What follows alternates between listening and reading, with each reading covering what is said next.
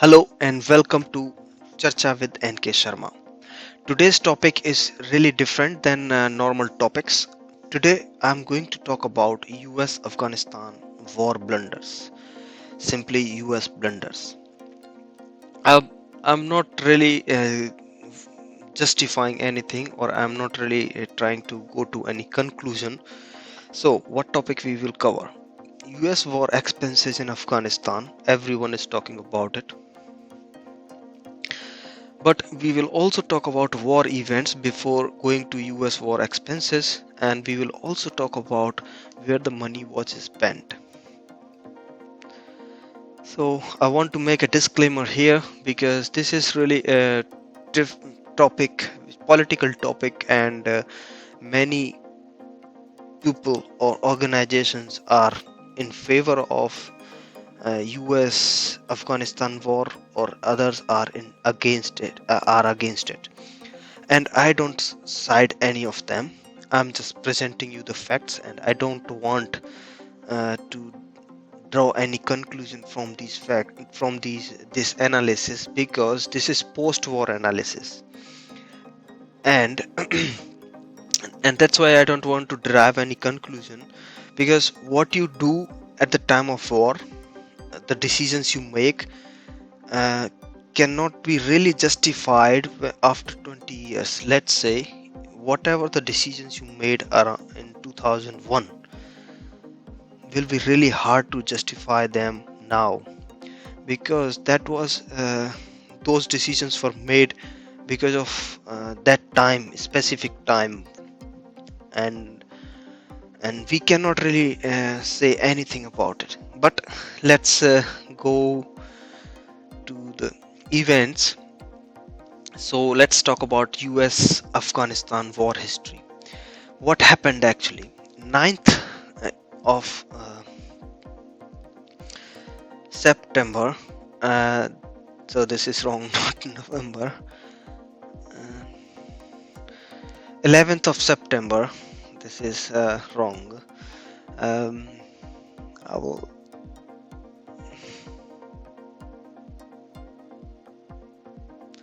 So it is 11th of September.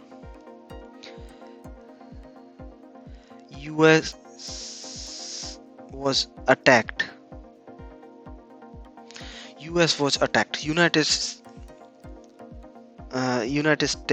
The the towers, the twin towers, were attacked by Taliban, and following that attack, US launched um, uh, war against the terrorist organization um, in uh, in uh, in Afghanistan. So the conflict lasted. This whole conflict lasted 2 years, spanned four U.S. presidents, becoming the longest war in American history. By August 2021, the war began to close, with the Taliban regaining the power 2 weeks before the United States was set to withdraw all troops from the region. Overall conflict resulted in tens of thousands of deaths and more than 2.23 billion trillion dollar uh, cost to US. So let's talk about it. What happened um, after the 9/11 attacks, in which terrorists hijacked four commercial airplanes, crashing two into the World Trade Center towers in New York City, one at the Pentagon near Washington DC, and one in the Pennsylvania field. And these terrorist attacks from Afghanistan, which was under the control of Taliban, these extremist Islamic movement uh, organization, leading the plot that killed more than 2,700 people, which was done by their leader Osama bin Laden. And at that time, this was almost something first time which happened like this. So On September 20, the President George W. Bush demanded the Taliban to deliver bin Laden and other Al Qaeda leaders to the United States or share in their fate, and they refused. So, on October 2002, sorry 2001, 7th of October 2001, US and British forces launched operation which called Operation Enduring Freedom, an airstrike campaign against Al Qaeda and Taliban, and in the Kandahar, Kabul, and Jalalabad that lasted for 5 days. Ground forces followed with the help of Northern Alliance forces. The United States quickly overtook Taliban strongholds, including the capital city of Kabul, by mid November. So, and then um, by that time it was under the control of US and other NATO countries. So then they plan to shift to reconstruct the Afghanistan. So on April 2002, Bush called for Marshall Plan to help Afghanistan's reconstruction, with Congress appropriating more than $38 billion for humanitarian efforts and to train the Afghani security forces. Uh, so, and this followed um, a big surprise. In 2004, a new constitution was soon enacted by Afghanistan, and Afghanistan held its first democratic elections since the war, and with the Karzai, who spent on to serve 2 5 year terms, winning the vote for president. So they had their first president, Hamid Karzai, who won the democratic elections. So that was a kind of good start actually. But on 17th February 2009, the newly elected President Barack Obama pledged to send an extra 17,000 US troops to Afghanistan by summer to join 36,000 American and 32,000 NATO forces which were already deployed there. So this increase in this increase what they said, this increase is necessary to stabilize a deteriorating situation in Afghanistan, which has not received a strategic attention, direction, and resources it urgently requires. This is what Obama said. So, American troops reached a peak of approximately 110,000 soldiers in Afghanistan in 2011. In 2010, NATO countries agreed to transition of power to local Afghan security forces by the end of 2014, and in 2011, following the 10-year manhunt, US Navy SEALs located and killed bin Laden in Pakistan. So basically, killing bin Laden was their basic target actually, because till here the situation was already fine, and then in 2019 Obama again started this to find and kill Osama bin Laden. So I am not judging anything till now, because yeah, this was maybe necessary to kill a mastermind behind all these things. So yes, I don't say anything. Then in 2015, Taliban continued to attack or increase its attacks. Like they started bombing the parliament building, airport, and carrying out multiple suicide bombings. So Trump said, "We will fight to win. Now we will fight to win." In the first few months of office of President Trump, authorized the Pentagon to make combat decisions in Afghanistan, and on April 13, 2017, US dropped its most powerful non-nuclear bomb called Mother of All Bombs on remote ISIS cave complex. So they tried to finish ISIS caves using their most powerful bomb. And in also Trump again delivered a speech using that, and he's again said we will fight to win.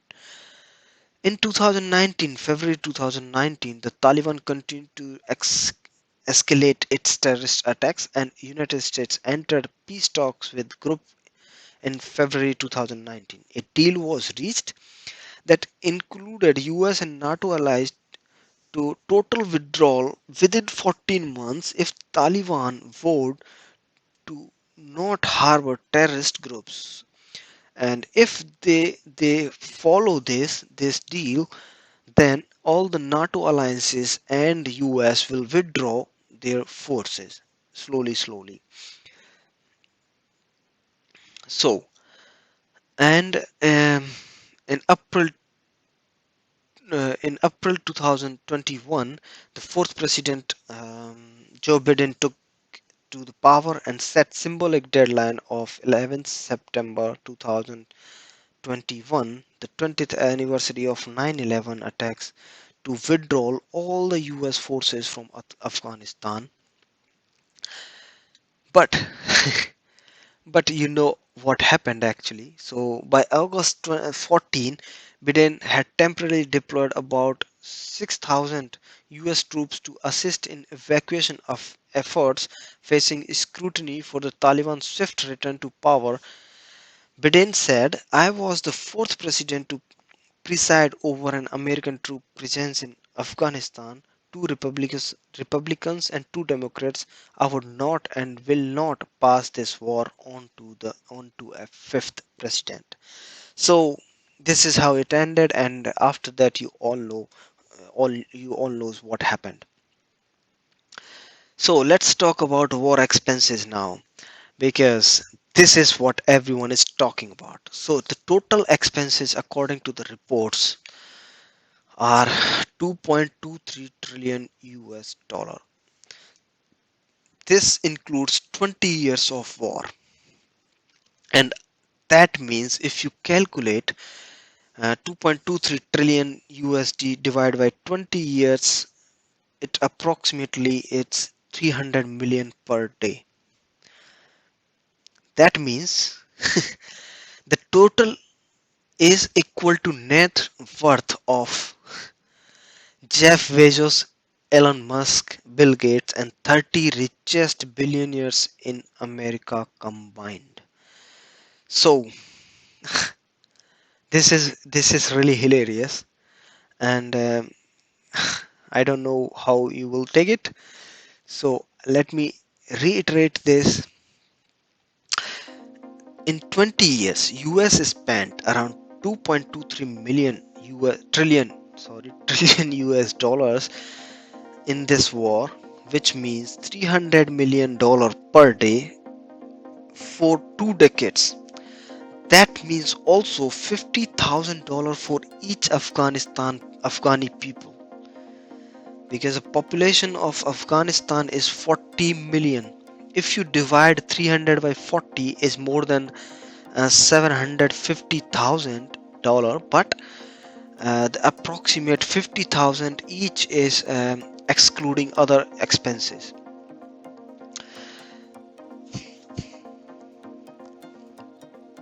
So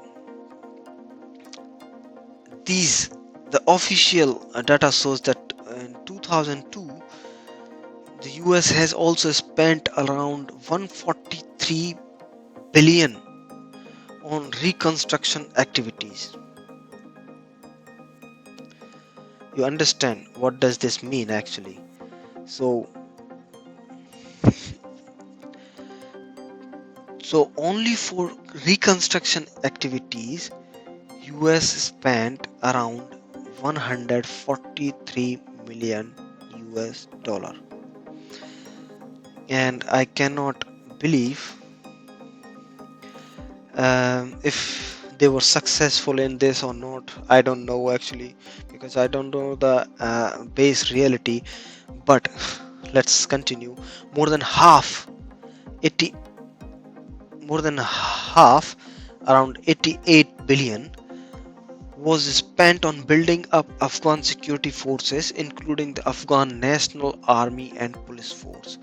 So half of the 143, more than half of the 143 was spent on Afghan National Army and police forces, and nearly 36 billion has been allocated for governance and development, while smaller amounts were also allocated for anti-drug efforts and for humanitarian aid. Some of this money has been lost to waste, fraud, and abuse over the years.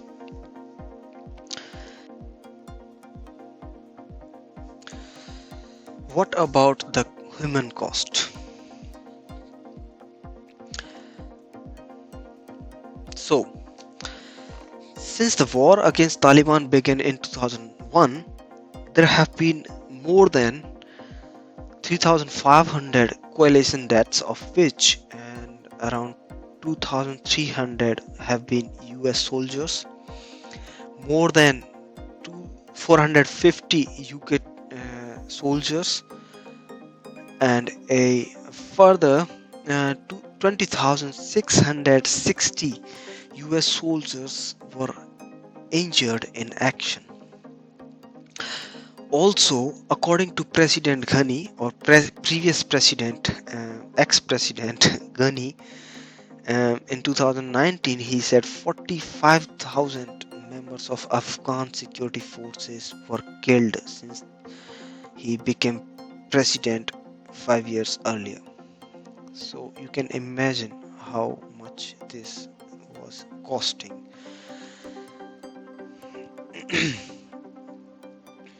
So I don't want to derive any conclusion here. Because this is really a complex topic. I cannot say anything about it.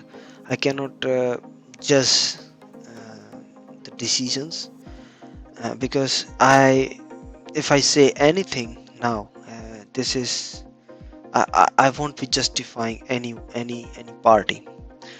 So my analysis was just to show you what it cost, and why the war started, and why the US ended it.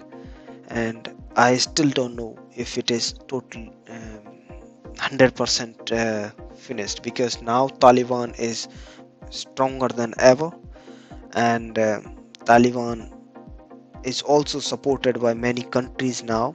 They are in favor of Taliban, like China and Russia even. And we never know. We don't know what will happen. Still, it's not over. War is not over. So, thank you for watching. Please like, share, and subscribe. And see you soon. Thanks. Bye bye.